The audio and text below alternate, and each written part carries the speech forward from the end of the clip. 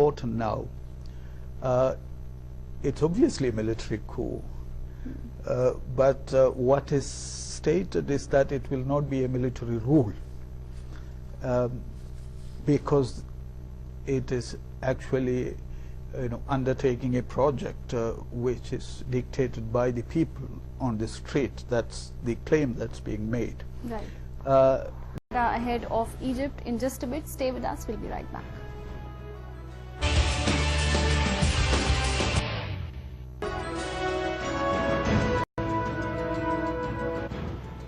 Welcome back to Public Forum. We are talking about the developments in Egypt. The overthrow of an elected government such as the Morsi's government in a coup, was it a demand of a revolution that the army has been fulfilling, or you think it was part of a well-planned kind of a larger plan? Well, I would say in this case the army, I mean, nobody really expected that there would be such an enormous protest that would have appeared within.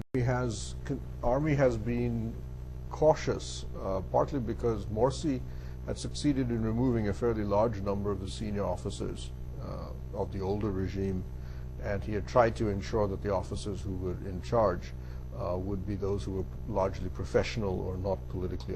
So he couldn't have also predicted what exactly. Hopefully with the coming elections you'll see the army go back to the barracks, but I think that the pattern that has now been set is that the army, in many ways similar to what the army role was in Turkey maybe 20 years ago, and arguably the same was similar.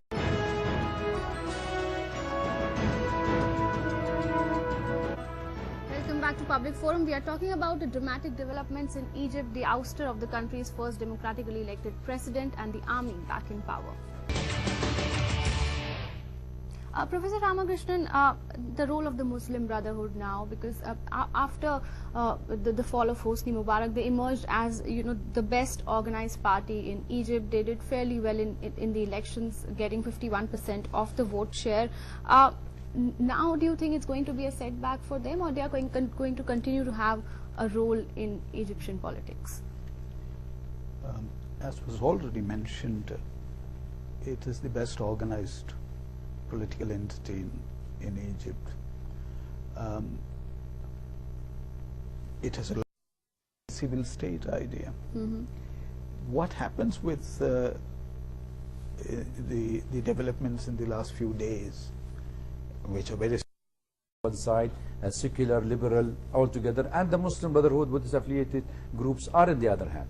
Now what we are seeing, the society themselves, I mean 365 days have really caused a rift in the society of Egypt. The fabric of society has been taking a setback here, because the people now, you could see the two colors, the Muslim and in the waiting also, because they have been doing what the government of Egypt failed to do in the social welfare of the people. And I think that is where their strengths remain, in the rural area, in some urban poor development, where the people of Egypt in favor, returning the favor and loyalty to them, voted for them.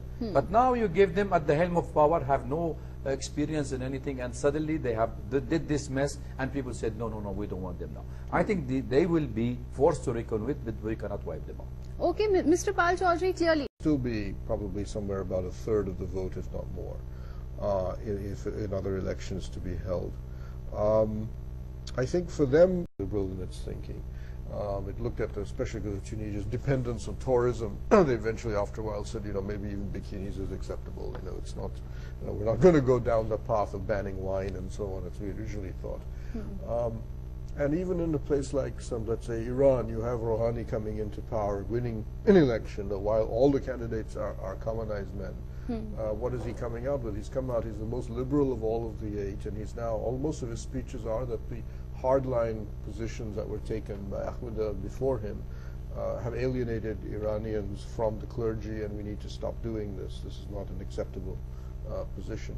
So I think the second phase you're seeing is a slow acceptance that the high point of this Islamicist political gains in the past 1 year is now But much will now depend on how the military is going to restore order in Egypt and take further the process of political reconciliation. On that note, it's time for me to wrap up the discussion, and I'd like to thank all my guests for coming to the studios. It was a pleasure having you all here, Dr. A.K. Ramakrishnan, Pramit Pal Chaudhary, and Dr. Vail Awad.